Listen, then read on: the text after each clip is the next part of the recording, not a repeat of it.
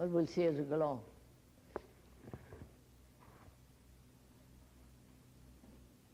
The past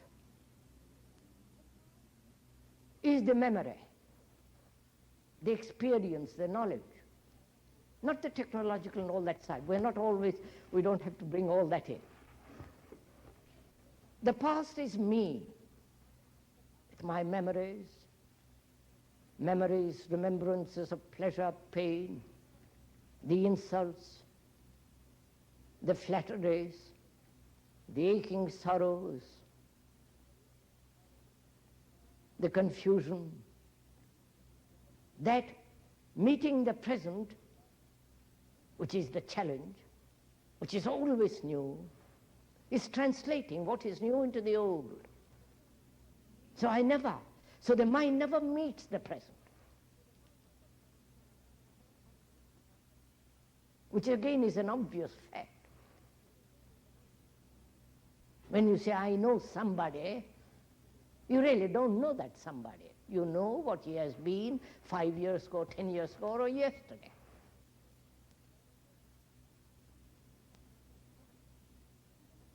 But in the meantime, that person might have changed, and you might have changed. So, one asks, is it possible to be totally free of the past? The memory, the experience, the hatreds, the pride, the regrets, the aching fears, and so on, the past. The photo that I was, the image which I have built about myself out of the past. Can I end, or can there be an ending to all that? Or otherwise it cannot possibly live in the present and therefore act truly. Action is always an active movement. It is in the active present, otherwise it's not action.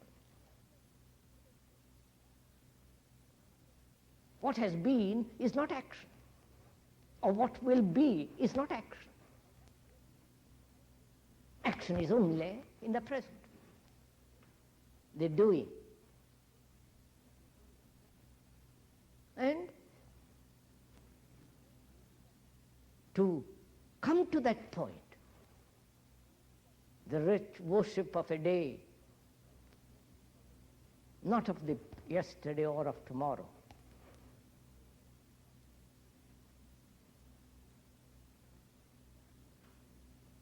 can the mind, which is the result of time, the past, which has projected what should be the ideal, therefore the future, the tomorrow, I shall be something,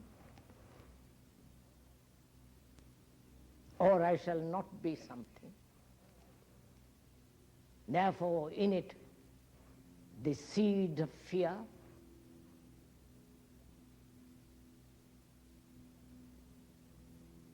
can the past come to an end, so that mind is fresh, young, innocent, vulnerable.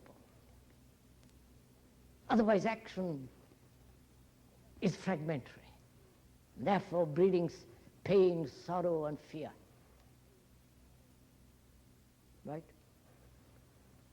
Is the question clear, the problem, I hope, clearly put? Because if we don't understand the problem, look at it very clearly, we shall look for an answer outside the problem. But the answer is in the problem, not outside it. So it is important to look at the problem very clearly. Because out of that clarity of perception of the problem, you will find there is no problem at all.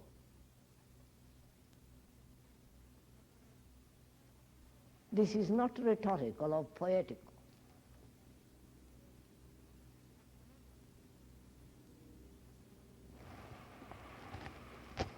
So the mind, which is thought, is the past. Thought is always old. There can be no thought, new thought. There can be no freedom in thought.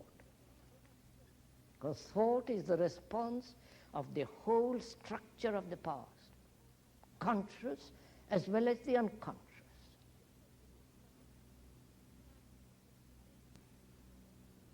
And nobody on earth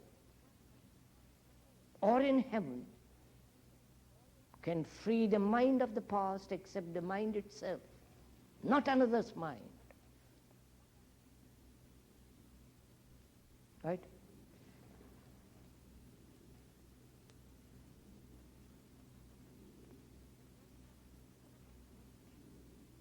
You understand the problem?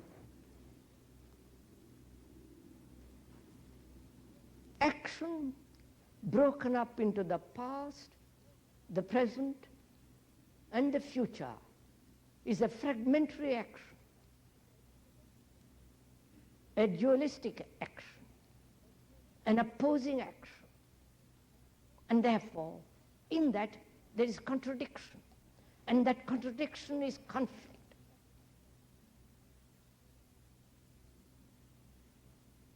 And if a mind wants to understand and go beyond this contradiction in action, has to inquire freely, not according to any guru, all those rubbish. Inquire freely.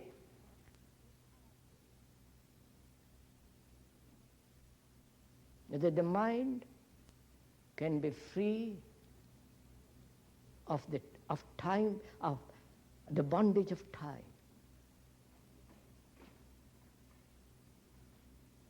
Which is the memory, the remembrances of yesterday as pleasure and pain,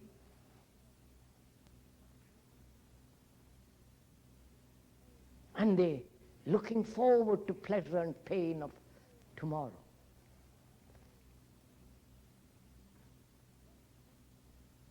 And therefore, in this divided, fragmentary action, there is confusion, misery.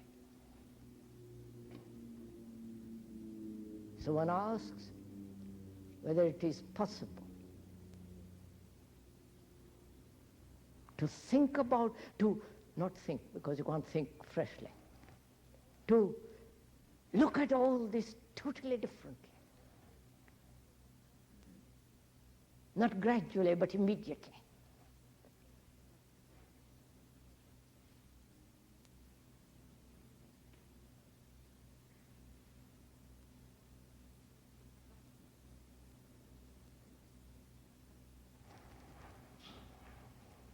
What is the mind to do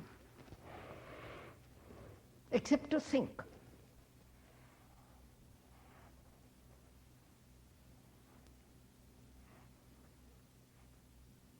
Think very cleverly, rationalize, or quote somebody,